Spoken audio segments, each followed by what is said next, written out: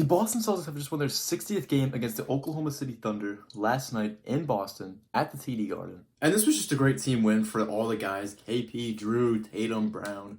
It was a great, it looked close there for, what was it, like 7 minutes? And then they really just took off. The fourth quarter really showed the firepower of the Celtics and how they could just beat teams down in a blink of an eye. And honestly, they've been doing this so much where it looks a little close here and there, and in the fourth quarter, they really just take off. They turn you over, they hit the threes, they play your defense, they wear you down. There's nothing you can do about it. When you're in the Garden, there's no going back. But 60 games. What does this mean? For most people, it means okay, that's cool, but if they don't win the finals, then this means nothing. They're having one of the greatest regular seasons of all time, but they are unfortunately judged off playoff success. And it's like that, honestly, because they've been so good. They've been so close. And, 60 games is nice, but if they don't win here, then will they ever?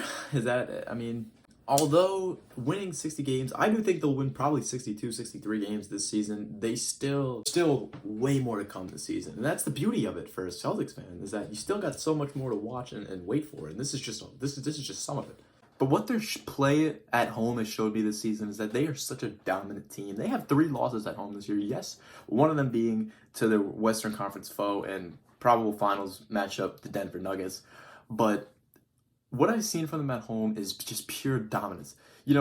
People say, when you got to establish home court, especially when you're a 60-win team, you got to establish that home court in the playoffs. And yes, they were good at home last season. They have not lost to a conference opponent at home this year. Their win margin at home is beyond, okay? Yeah, the last 2 seasons they haven't been good at home, but this is different. These are guys like KP and Drew that just love playing at home. And guys, role players like Derek White and Al Horford and Peyton Pritchard, Sam Hauser, these are guys that are just naturally going to do so much better at home. And having that near 12-game win mark it is really, really crucial for this success. With my mood being so good with the Celtics right now, and me being so high on them, that's why I'm about to make this video really showing that there's no shot that they don't win the championship this year. Barring injuries and other, uncontrollable things that do happen, unfortunately, in the NBA and other professional sports, they will most likely win the NBA championship. Here's why. 13 games ahead of the Milwaukee Bucks, and in an Eastern Conference that it unfortunately is pretty weak. The teams that are below them, besides the Bucks, or including the Bucks, have suffered majorly from injuries, such as the Cavs, Knicks, Philadelphia, and those are still good teams that could give them a little issues. They're nowhere near the skill level and poise that the Celtics have.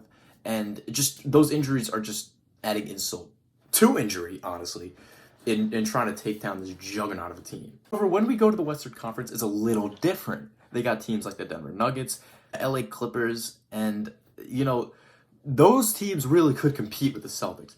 The Clippers and the Celtics are really the only teams that can compete, and the Clippers haven't looked that good. Just like the roster wise, the only teams that can do anything in terms of experience, skill, size, anything, man, 3-point shooting, is the Clippers and the Nuggets. And you could throw the Clippers out of there because they're notorious for doing even worse than any other team in the league in the playoffs has, and so that really just leaves us with the Nuggets. Now, the Celtics have played the Nuggets twice this season, losing both of those games in close fashion. However, that won't continue in a 7-game series.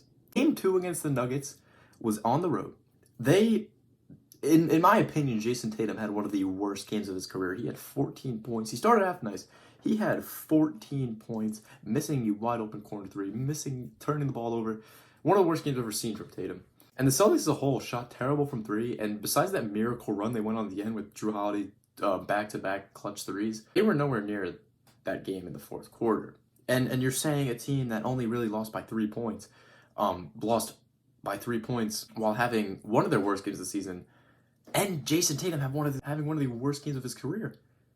And Jaylen Brown looked unstoppable in that game as well. You let Brown go, and then you let Tatum could go for 4 or 5 games of a series. That's really all they need from him. Maybe 2 or 3 even, because you got to win 4 Porzingis, they can't guard Porzingis for much longer in that series as well. And they got guys like Drew Holiday and the depth like Sam Hauser and Peyton Pritchard. It's just, it's not enough. The Nuggets don't have enough. The Nuggets aren't even going to have home court advantage in this. And we've seen how dominant the Celtics are at home. And it's ironic saying that when, yes, the Nuggets did beat them at home, but this is regular season and they lost by 2, and Tatum also had a terrible game that game as well. So when you put it into consideration that Jason Tatum will pretty much go off 2 to 3 games, Kristaps Porzingis, they can't stop, and Jaylen Brown is hard to stop as well, and then you throw in Drew Holiday and Derek White, you throw in that when they play at home, they can get hot. You're saying you only got to win 1 game on the road in this series, and the Celtics have been an amazing road team in the playoffs in recent years, winning I want to say 2 games in Philadelphia. The Heat were the 1 seed. They won 2 or 3 games in their building, winning games 2, 5, and 7. And then at home, the playoffs of the last couple of years, it's hurt them that they've played terrible at home, and they have had home court. However, that's different. This is a different team. They're not going to play like that at home anymore in the playoffs, especially the first 3 rounds. And they could be a very dominant team and really take over. The one thing I will have that I really hope doesn't happen is that I saw this way before, even in the 2022 run, that they prolong series a lot. Unnecessary 7-game series, going down 3-2 randomly to teams that they are much better than, and stalling out series with teams that they're much better than.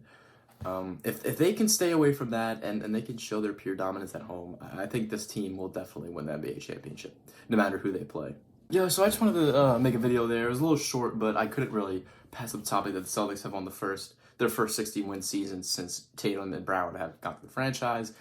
And, you got to make a video on that. And just, what I've seen is, they can have some ups and downs. We've seen them where they have a little rough stretch. But I just wanted to come out here and say that performance really enhanced me to make this video. And as a guy that's really skeptical about the Celtics' success and a little, say I'm quite not the optimist when it comes to the Celtics, because I've been there, I've seen them fail when you think, how could this team fail like last year? But no, this is different. They're starting 5 backed up by Pritchard and Horf and Hauser. Bearing injury, this team will most likely, at the least, make the NBA Finals.